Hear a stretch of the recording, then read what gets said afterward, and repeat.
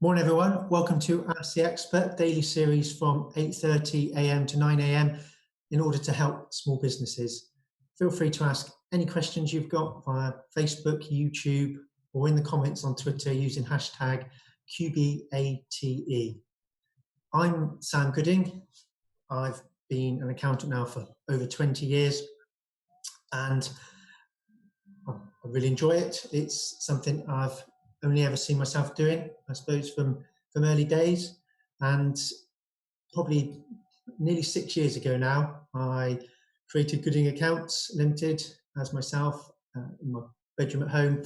And we've now grown to a firm of 20 employees with a premises. And today will be an absolutely crazy day for I think every accountant that's still operating with the opening of the Job Retention Scheme portal, which I've already had some feedback from a couple of people that have used it and said they're thankful it's worked and it's not yet crashed. But with literally hundreds of thousands of claims going in today, it's going to be pretty full on, I should say. So if anyone's got any questions about that or the fact that they've extended the scheme to the 30th of June, then feel free to ask away. And anything else to do with the COVID-19 scenario, that would be perfect. My business has been, like I say, running for nearly 6 years now, and we focus on the community and helping those. So I'm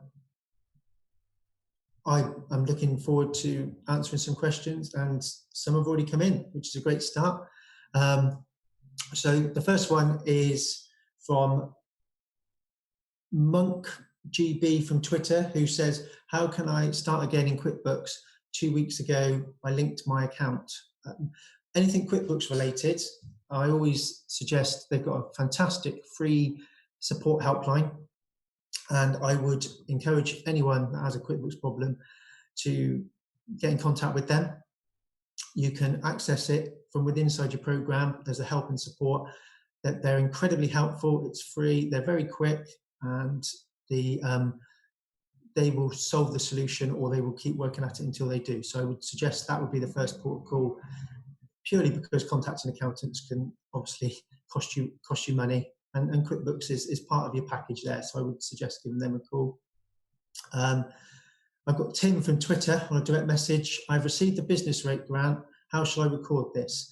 We had this very question last week from a couple of clients, and in regards to the business rate grant, it is a taxable income. This is something that not everyone realises.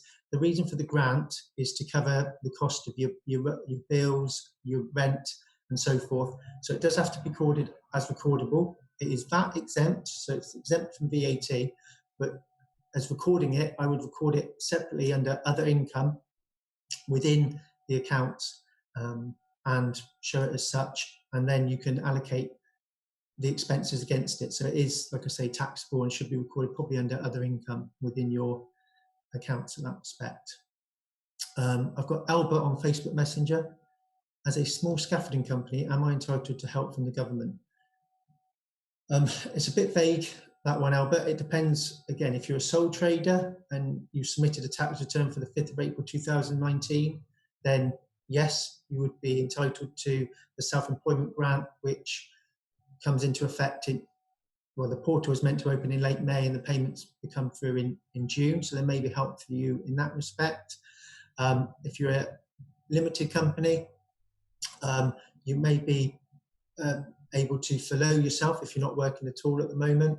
And also, in regards to any of your staff, you may already have furloughed them and be using the portal from this morning, if that makes sense. So there is lots out there. It may be better sending me a direct message on our Facebook page, Gooding Accounts Limited, with a bit more details, and we can interact and have a chat that way, and we can see what help is out there for you. I've got Stephen on Facebook Messenger. I want to raise finance to buy a business and was wondering if you think it would be harder to do so in the near future. Let's just say that, as you've probably seen in the press, the banks are making it very difficult to borrow money at the moment. I would say that if you've got cash at the moment, then coming out of the COVID-19 could be a very beneficial way in which to acquire a business for yourself. But raising finance is not going to be easy, and it never is. There's a lot of hoops to jump through. But if you tick all the boxes of the banks, then there is absolutely no reason why finance wouldn't be available to you, especially commercial normally want a 30% deposit. So if you've got some cash there that you can put towards it, then the banks are very eager on various trade.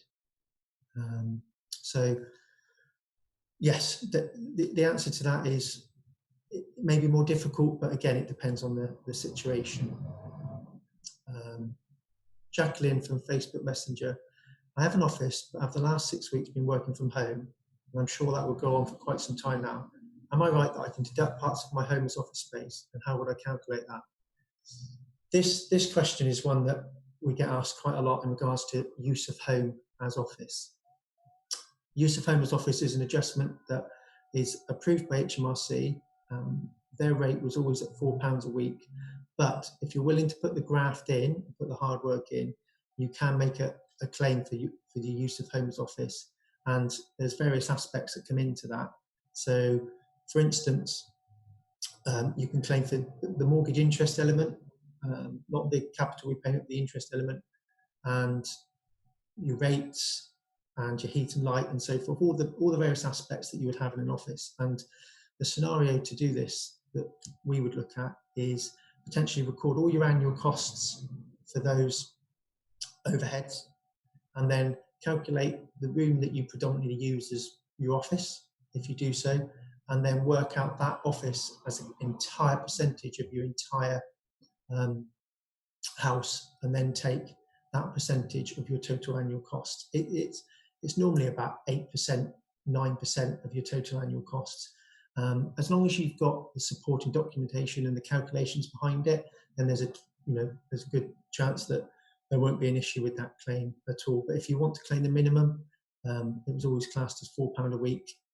I know a lot of clients claim £6 and £10, and we've never had any arguments from HMC in that respect. But like I said, the claim could be more if you're willing to put a bit more work into the claim you make.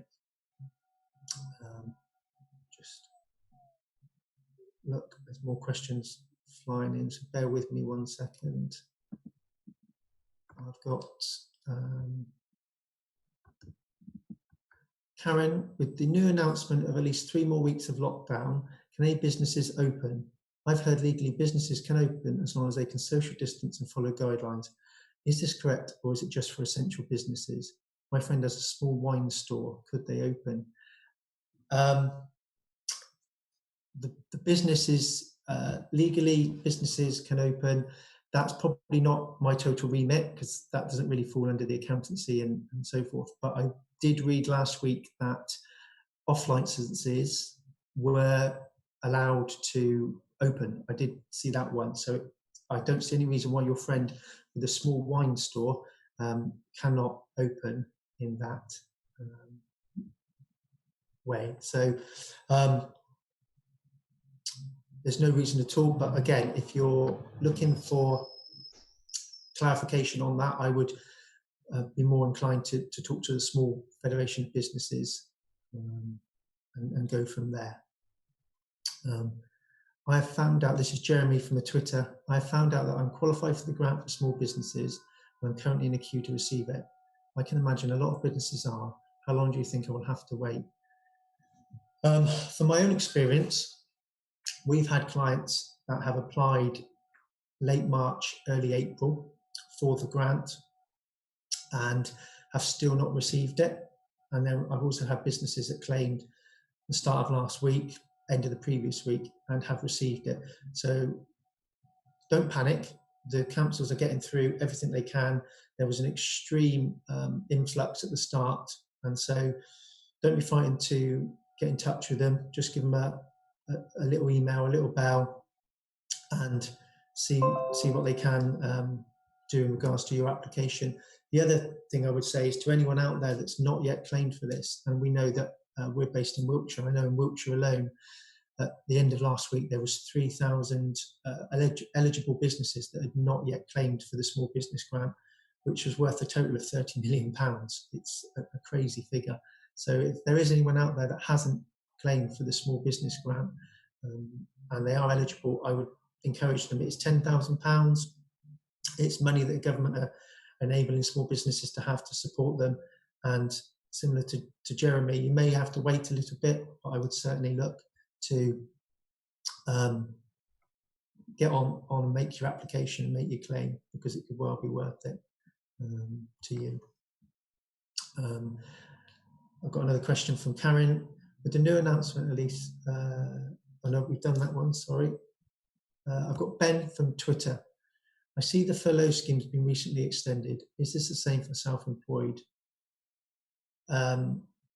Not as yet. That's not to say that the Chancellor won't extend the self-employed scheme. So the self-employed scheme, for those that aren't aware, was introduced a week after the job retention scheme by the Chancellor in order to help the self-employed. And the basis behind that is that you will, as long as you've submitted a self-assessment tax return for the year in the 5th of April 2019, you will then be able to make a claim for the self-employed grant. The portal for this is not expected to open until the end of May, and the payments will come for the months of March, April and May in one lump sum in June. What Ben's asking here is, will that then extend to include June? At this moment in time, that announcement has not been made, but that does not mean that it won't be made based on what the Chancellor has done with regards to the extension of the furlough period and the job retention scheme. So you can expect further announcements in regards to that going forward. And also Ben asked, also for the self-employment, I had a letter of communication would come out at the end of April to receive help. Is this true? We're not sure when the letter will come out. What we are sure of is that there's nothing the self-employed can do now to further enhance their claim.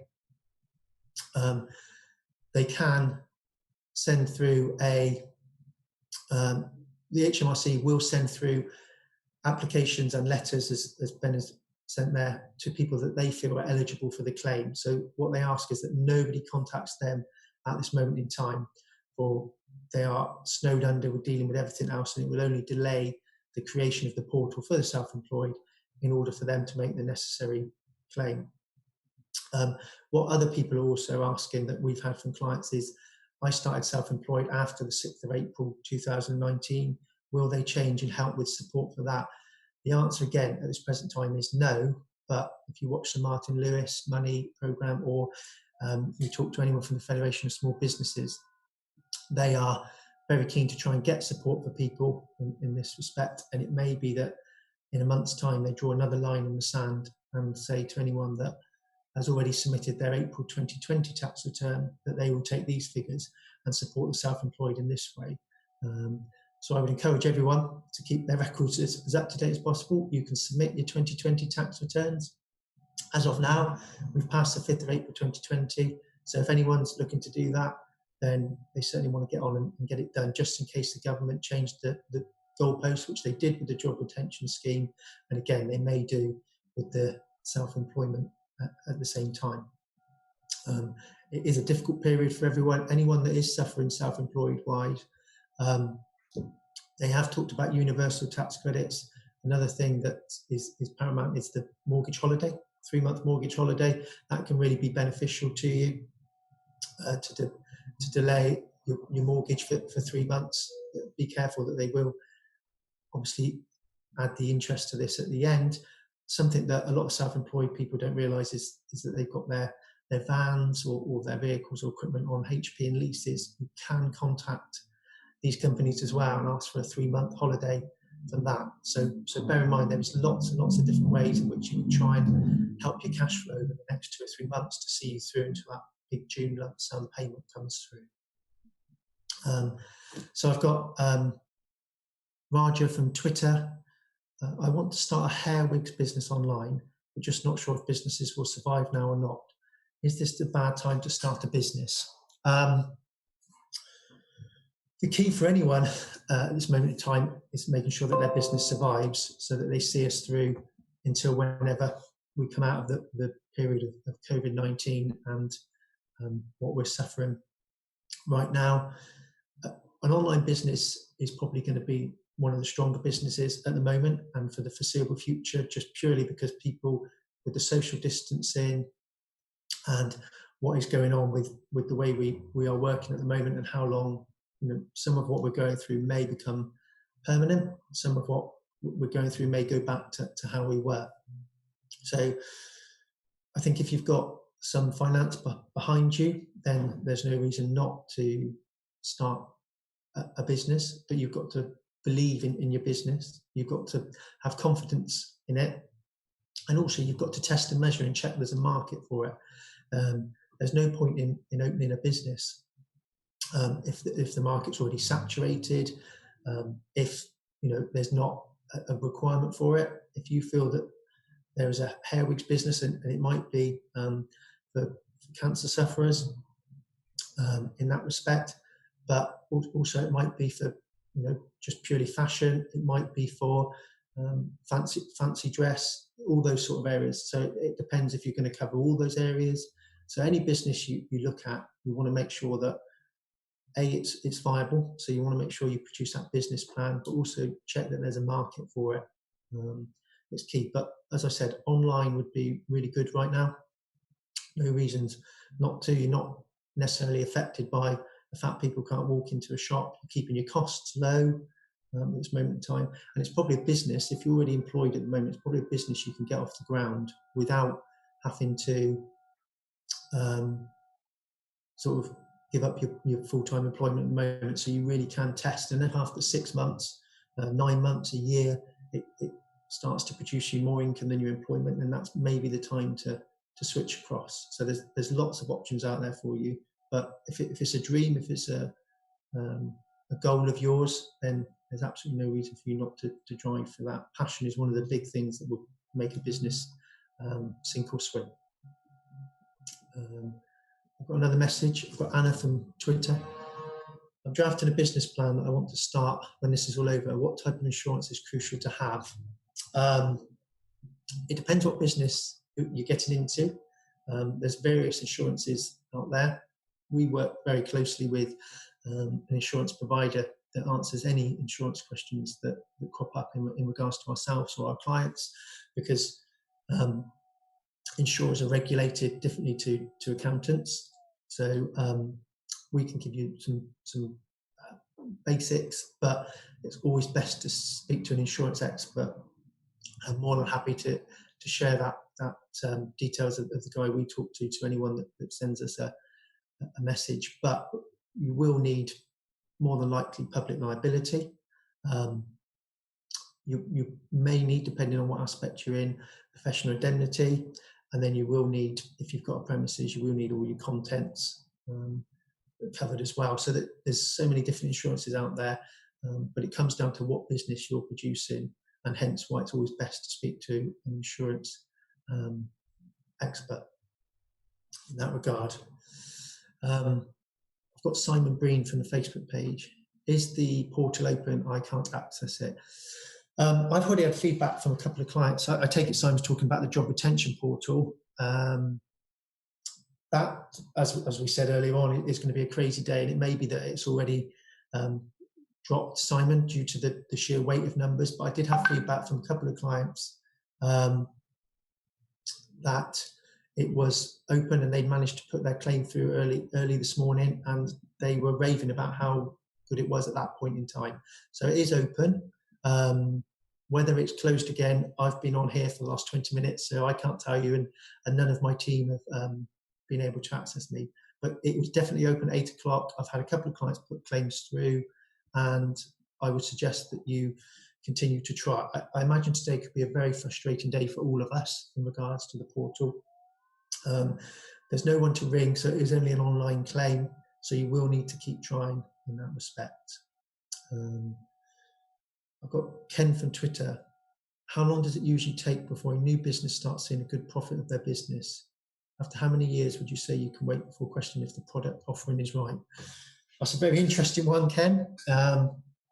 Again, if you imagine the different scenarios, if you were a tradesman, plumber, electrician, anything along those lines, then a lot of that is your time and labour based. So you would be expecting to see a profit, definitely a small profit in year one, and then the profit's growing as we go on. If you've invested in a product that you're trying to bring to market, so for instance, we go back to the wigs question earlier on, you might need to get traction for that product, and it could be that you don't see a profit on return for 3, 4, 5 years. Again, it can be a difficult scenario. Don't be frightened if in the first year you don't make a profit. 90% of businesses don't make a profit in the first year of trading. It's a very difficult time. You've got a lot of startup costs. You've got to bring your idea and product to the market, and also you've got to get people interested in you. You can't just open a shop on day one and everyone pile in and suddenly change from their normal habits, especially with what we're going through with COVID-19. So it can be very difficult to get off the ground. Ken also goes, how many years would you say you can wait?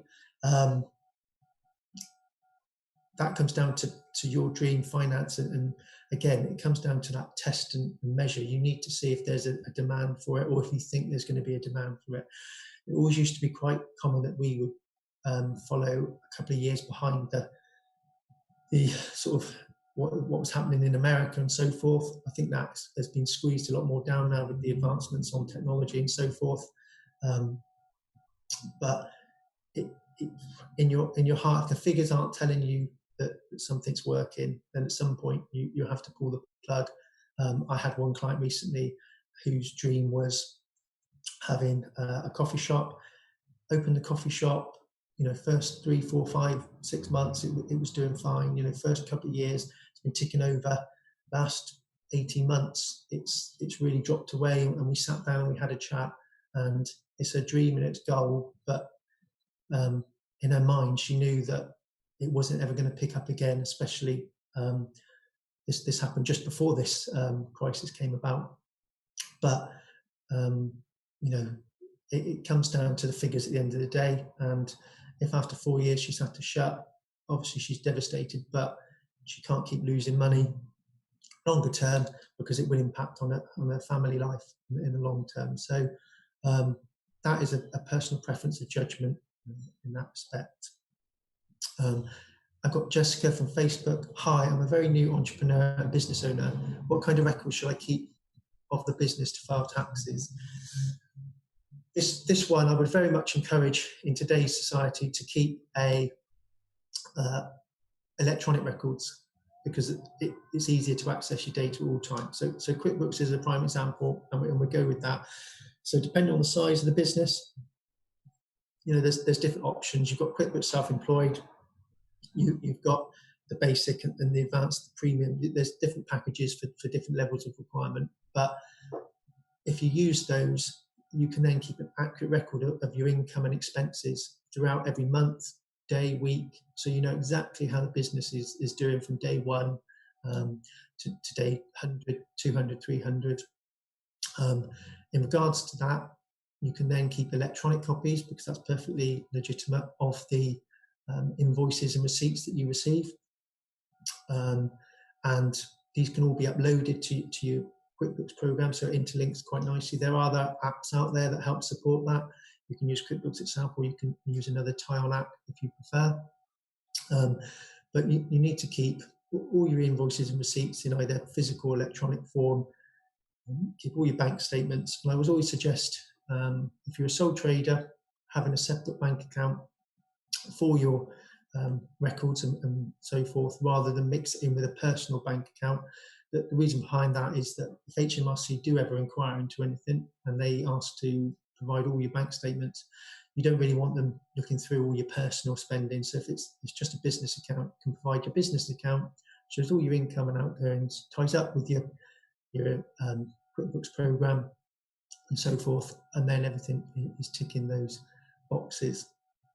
If you're a limited company, you will clearly have a separate limited company bank account, and again, you keep your invoices and receipts, link it to your electronic program, and the key behind that is that looking forward down the line, VAT has gone making tax digital last year, which means that all of that has to be submitted electronically, and that will only come into force for sole traders in the next 2 or 3 years as well. So rather than try and keep a cash book and an Excel spreadsheet and do it all manually, if you're starting out, you're best off getting onto the electronic method of doing things and to date. And if, like I say, if you're keeping it weekly, monthly, daily, you're right up to date with what the revenue you're going to want in a few years' time when they come up to quarterly recording of figures and collection of taxes, which is where we'll be heading 2 or 3 years down the line. So yeah, just make sure you keep all those up together, all nice and neat, and then hopefully you can feed them to your accountant and they can calculate your taxes and so forth as we go. So I've got Andrew from Twitter. What is my break-even point? I'm pretty new to these things and haven't quite understood that yet. So Andrew, the break-even point is a point where you make enough money to cover your expenses. So if you have expenses of £10,000, then your income would be £10,000, and that would be your break-even point. Anything above that, you're then making a profit. So if you had 11,000 sales and 10,000 expenses, you are then making a profit. So your break-even is working out your entire, forecasting your entire expenses for the year. So if I looked at the business and said, okay, your total expenses is sort of £5,000, then you know that you need to bring in £5,000 to be breaking even at that point. Business plans are fantastic, and you need to be making sure you do something like that and forecasting what your expenses are going to be before you even start. I will quickly, I've got one last question from Gemma from Twitter. How should I manage my inventory? I would always keep what you call a fixed asset register. So always keep a detail of your fixed assets. In regards to stock,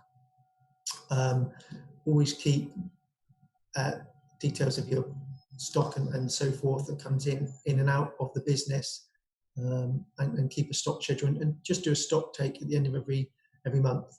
So that will be key for that. We've only got a couple of minutes left, so I'm just going to wrap up and say thanks everyone.